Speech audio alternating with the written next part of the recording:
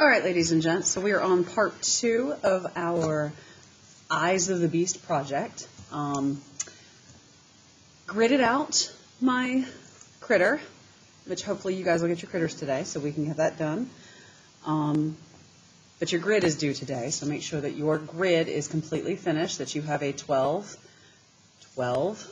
by 8 grid, and that when you grid your photograph, you also have a 12 by 8 grid. 1, 2, 3, 4, 5, 6, 7, 8. 1, 2, 3, 4, 5, 6, 7, 8, 9, 10, 11, 12.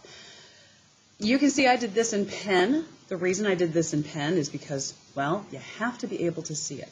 I would recommend you do the grid on the animal in pencil first to make sure it is correct, and then trace it in pen. Each one of these boxes should be a 1/2 inch square, okay, or as close to it as you could possibly get. So just like with the wolf guys, this is all about mapping features, putting things where they are supposed to be, getting them into the generalized shape. Remember, you can divide boxes down further. Just like we did with the wolf's eye, I can divide this box down and figure out where this eyeball actually lands and get these measurements so that we can be as accurate as possible. But when we're mapping features, we have to be kind of loose. So I'm going to start here with the eye because it's predominant, it stands out really well, and it's kind of easy to do because it's a giant freaking circle with triangles on it. So 1, 2, 3, 4. 1, 2, 3, 4. So in the 4 by 4, it's in that bottom corner. Notice it is not dead center in that box. It's down here in the corner. 1, 2, 3, 4. 1, 2, 3, 4. So we have the eyeball about here in the corner. It goes a little bit into this box, down into here, and down into here. So I can get like a rough idea. I don't know if you can see that. Let me see if I can darken that up a little bit. This is not a round shape. This is just kind of sight marking about where the bottom part of this is, about where the highest part of the eyeball is, about where the widest part, and then I can use those to kind of guide where I want my circle. Notice, just like with the wolf, am I trying to draw a perfect circle? No, I do not work for Disney World. I don't actually worry about that too much. So I try to get as close as I can, and I'll just kind of pull it out. What you don't want to do is you don't want to do this crap. Do not pet your lines.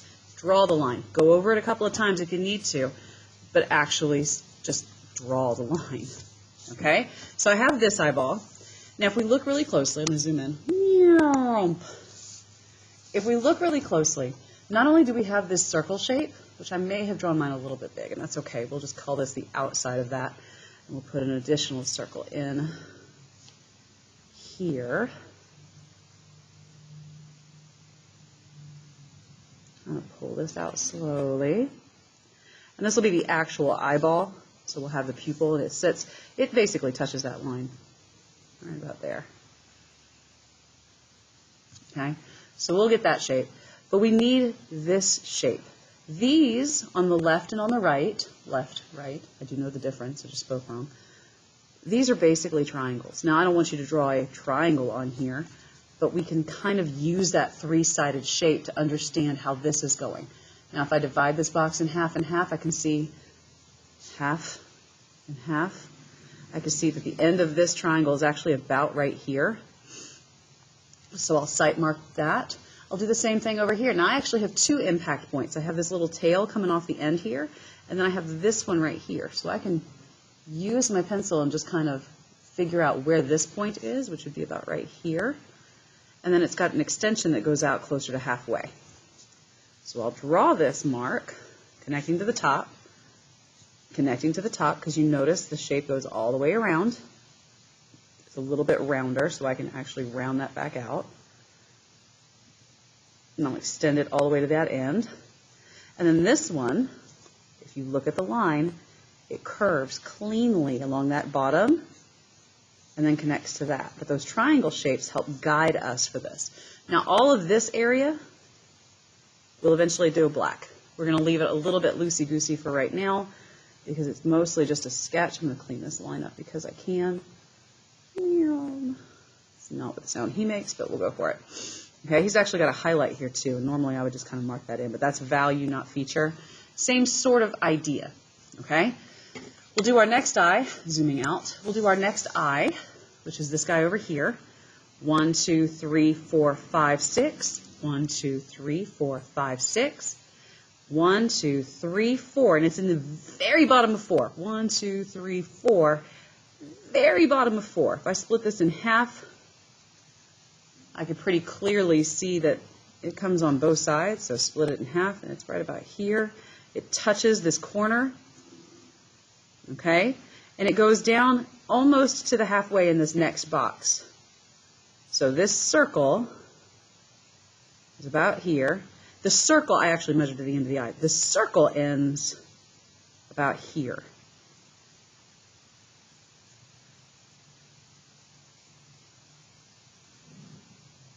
So we're going to sight the circle of the eye first. Curve that back out. Oh no, I made a mistake. I made a boo-boo. We have an eraser. Use it. That's why I give them to you. It's weird. Okay? And we'll do some sight marking here. Now, he's also got that funky tail on this end. He's got a much thicker circle that goes around the actual eyeball. It ends about here.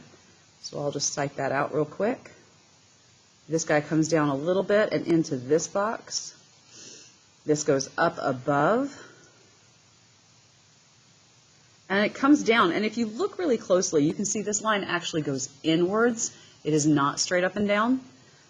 So it goes in just a little bit, about right there. And then it curves back around the eye. And the pupil, again, about here.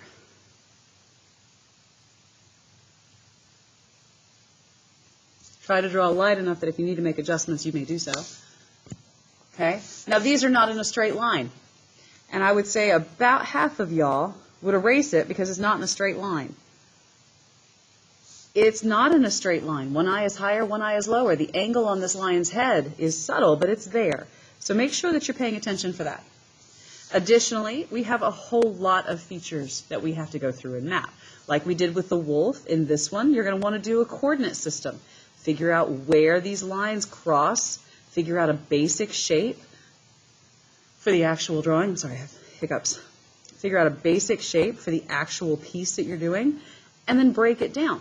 I would personally, and I have, the examples are up on the board, I would cite the ears.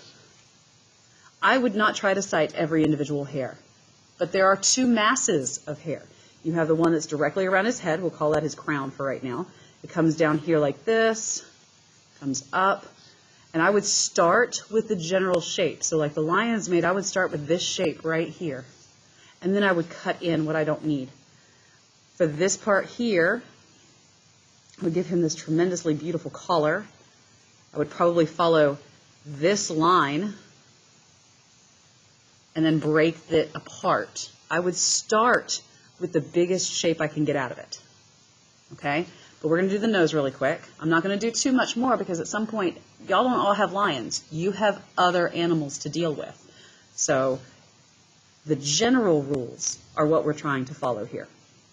So I look at this, and if I look closely, the shape is actually a triangle-ish heart. Yeah, I know that. You just go with it. But we're going to start with the triangle. Okay, so we're going to start with this shape right here.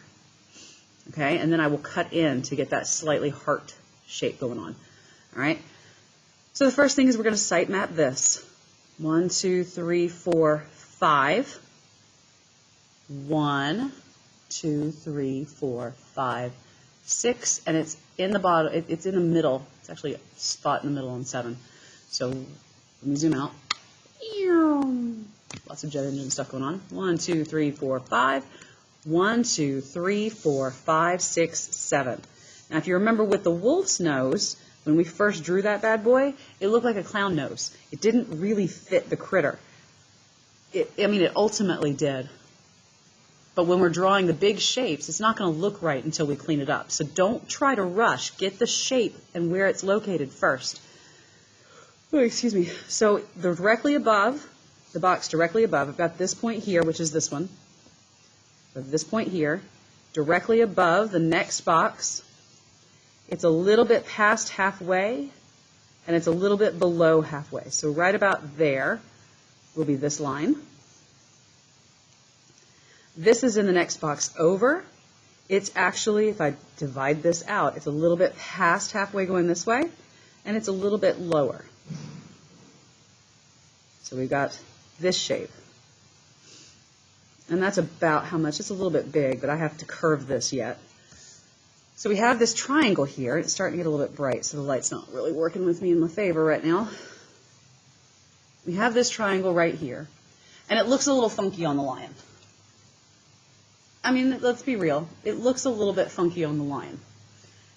It's because we haven't broken down yet. So let's start here with this line that we can see in the lion's nose. If you have a feature like this, that's how you work it. You're like, okay, so I got about here. This line, zooming in now that I have it placed. Okay, this line right here comes to about here. It actually curves. It lands pretty much spot on that corner.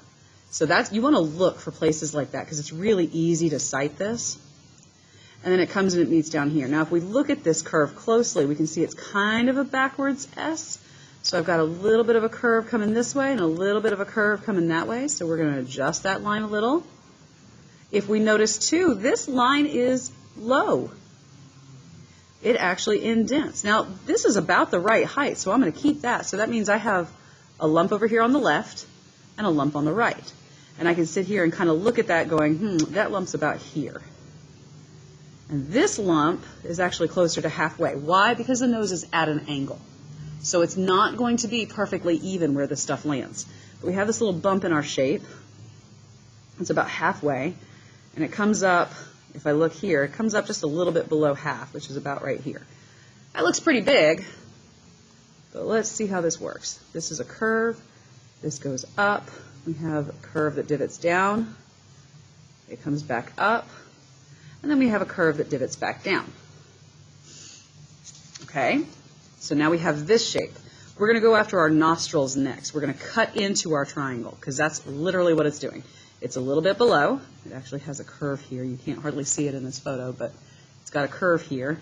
It comes down to about right here. Once again, I'm measuring it by that. This line is actually almost straight up and down. So it kind of curves like this, and this is going to be a slight curve coming back into the nostril. This one we don't see as much of. It starts about here, because if I look, this is almost a straight line, so it goes down just a little bit. And it comes up to about yay. And again, we don't see as much of this nostril. That needs to be a little bit out further. We don't see as much of this nostril because his nose is angled. It's not straight towards us, so we lose some of that feature.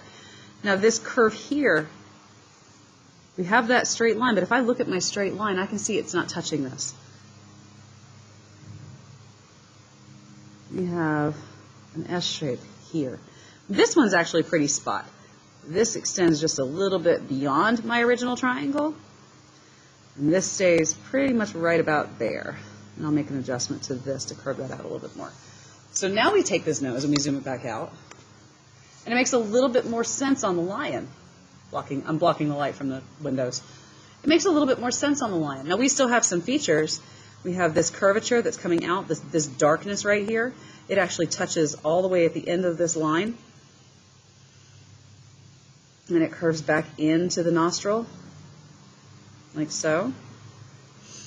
And it curves back in. This is value mapping, by the way. That is definitely not a feature. It is a shadow. I've got another one actually right over here on this side. Like that.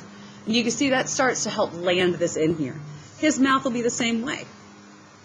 His actual place where it joins is at a slight angle down and up just a bit. There is a curve here, so we'll just make that a little bit curvier. It drops down and it crosses. Again, look at where they cross lines. When you have features like this, look at where they cross the line. It crosses about here. It comes back on this side about here, and then this corner of his mouth doesn't actually cross that top line. So it goes there. So I just put a bunch of little coordinates, an eraser scum. I just put a bunch of little coordinates where this line goes. So I can kind of pull this line out.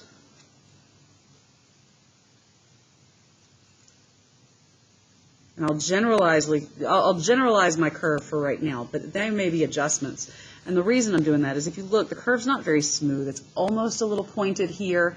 When I get to this side of the mouth, it comes to a freaking point. That point is where his fat lips overlook his jaw.